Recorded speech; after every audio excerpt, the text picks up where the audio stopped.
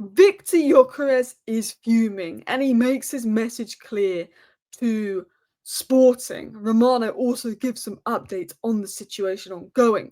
Antony exit heating up, potentially a £35 million offer coming in, but an option to buy? No. Obligation permanent deal. Real Betis are preparing an offer for Antony, and there is a feeling, I think, behind the scenes at Manchester United that they will be able to offload Antony on a permanent due to the amount of interest in him. We will talk about the latest on Rashford's exit, Garnacho's exit. Getting those three players out will be key to bringing in Viktor Gyökeres. We're not going to talk about Mbeumo in today's show because there's no new news on Mbeumo. It's just the same. We're waiting for United to do this. We're waiting for United to do that. Nothing's really happened. We haven't put in a second bid yet. But we're going to talk about Gyokeres and the outs because I've always said it's Mbeumo, outs, Gyokeres, midfield, goalkeeper. We have been linked to the Nice goalkeeper, but we might talk about that in my live stream later tonight. We're going to talk about Dorgu. Very good performance for Denmark yesterday, Dorgu. Probably gets way too much hate from Manchester United fans. We're going to talk about our transfer plans and the latest on Viktor Osimhen. So, hello, and welcome back to Alice Talks Football, and welcome back to your news roundup and your latest Manchester United news rounded up in 10 minutes. Let's start by talking about Viktor Gyökeres. Gyökeres has told Sporting he will never play for them again. The player is ready to go on strike and will not return for pre-season. The relationship between the club and the player is broken.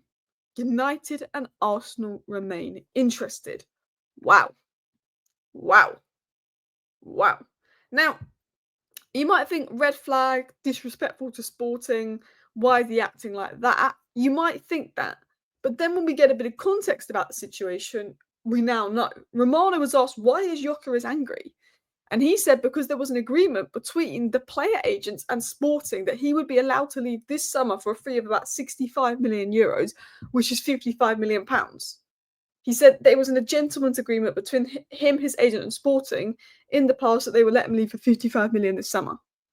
And right now, it's not a release clause. It was more of a verbal agreement and all of that as well. So even though he had a €100 million release clause, they sort of said, we'll let you go for 65 million euros because he was always professional at Sporting. He worked hard. He rejected offers last summer to stay at Sporting another year. In January, he had the chance to leave, but he decided to stay because they said, look, if you stay, we'll let you go in the summer for 65 million euros, not your €100 million release clause. So therefore, he basically was respectful to Sporting. Out of, his respect, Sporting said, look, because you've been respectful, you've stayed here another season when you could have gone in the summer, you could have gone in January, we will let you go for 65 million euros in the summer, help you leave. It was sort of a gentleman's agreement, even though he has like a €100 million release clause. But basically, he's fuming because now the club have sort of had this sort of gentleman's agreement with him and his agent that they'd let him go for 65 million euros, which is 55 million pounds, which we would be happy to pay as Man United. They now, maybe because Man United are in, maybe because they want to get a bit more money, maybe because they never had the intention of letting Gyokeres go for 65 million. Sporting want perhaps now up to 80 million euros for Gyokeres. They're putting the price up, and the player's not happy with that behaviour. He's not happy with the fact that they're putting the price up. Are they putting the price up because Man United are interested? They could.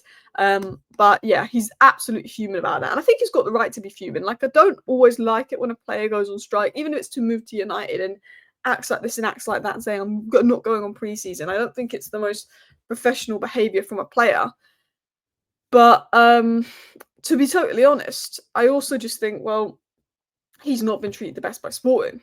Now, one thing we do know about Viktor Gyökeres as well is that Manchester United and Gyokeres are in contact, and the striker has signalled that he can imagine a transfer even without Champions League football. Now, I'm not saying that Viktor Gyökeres is playing up and being this angry and forcing a move to Man United specifically. He may want Barcelona, he may want Arsenal, but right now Man United seem to be the club most likely to land him. I think he wants out of Sporting. I think there's 4 clubs he'd happily join, and I think Man United are one of the 4 clubs he'd happily join this summer.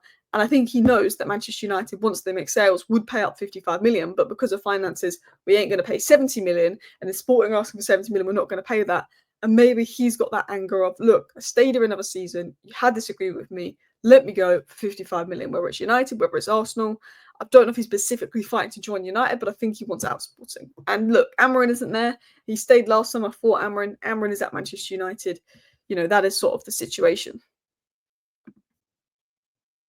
Now let's talk about the Antony news. Real Betis want further talks with Manchester United over a proposal deal for Antony. They're proposing another loan with an option to buy of around 35 million. So Real Betis are going to propose an offer which would include 35 million. Boom, brilliant. But the big word there is option. Obligation 35 million with no clauses to get out like Chelsea and Sancho. I'm all for.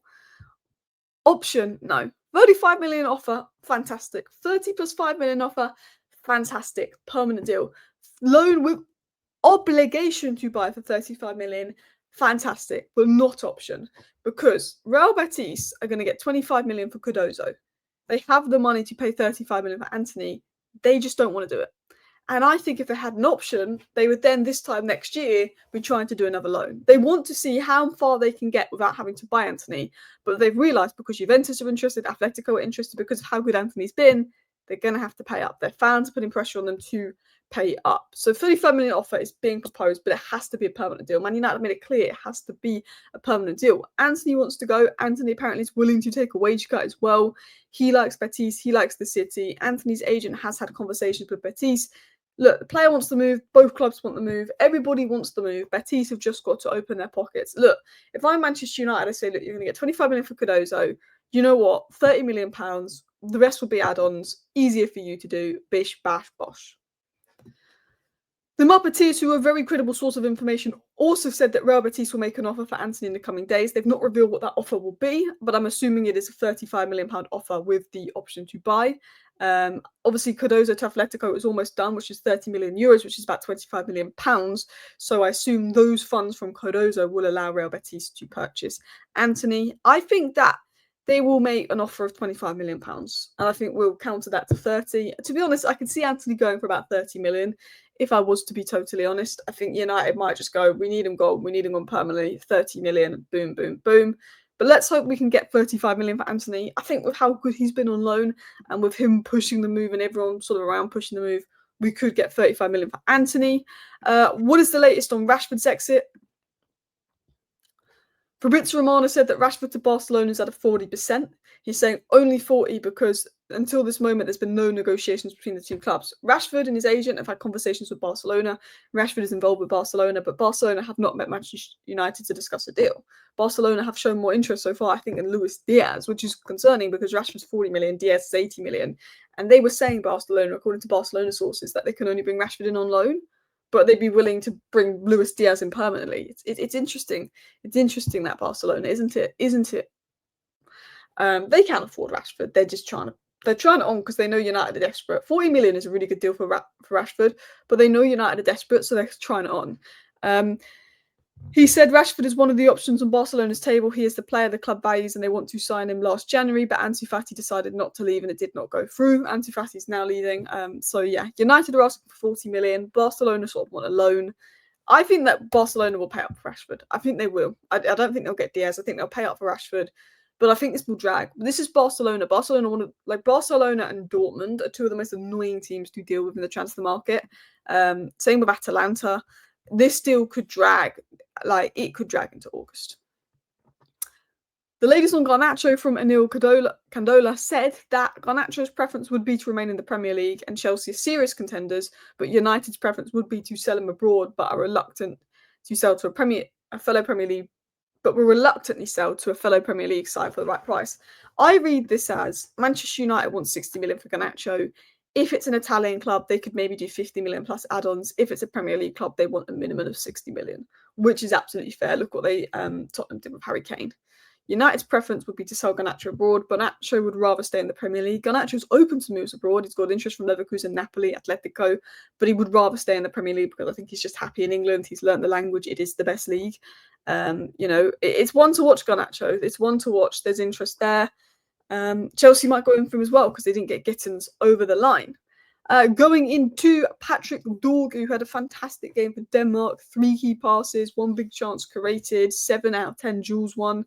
Very, very good game. And this is what I said on Patrick Dorgu.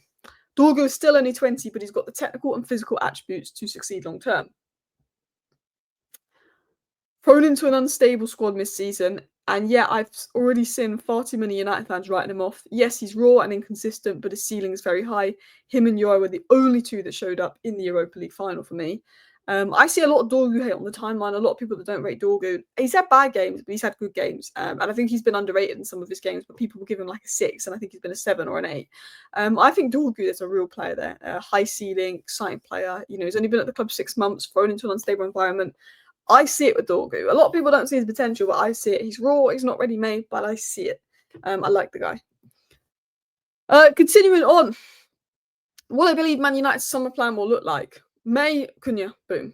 This month we'll sign Mbumo. This month we'll look to sell players, Antony and Garnacho most likely. Next month I think we will go for Gyokeres. I think him pushing for the move will help. July I think will be on midfielders. August I think will be Sancho, Rashford, because it could be loans, and because the clubs know we're desperate to sell them, it could be difficult. I think we'll also try and get Nana and Bayendier out in August, but that could be difficult, particularly Nana. Bayendier should go by then. Sign a new goalkeeper if the funds allow. We have been linked to the Nice goalkeeper. There's also some links on Viktor Osimhen. Obviously, Viktor Osimhen rejected Saudi. Then, you know, Galatasaray could go back in for him, but Galatasaray have now offered Leroy Sané a 250k a week deal, which I'm assuming would have been the wages for Osimhen, so that rules Galatasaray out. Apparently, United and Juventus are most interested in Osimhen. I mean, look, he's perfect for Chelsea, but he's not under the age of 22, so Chelsea will probably ignore him.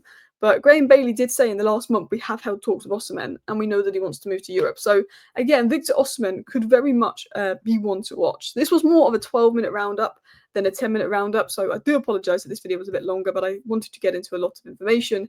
Thank you everyone for watching. I'll be back live tonight around 5:30. Bye.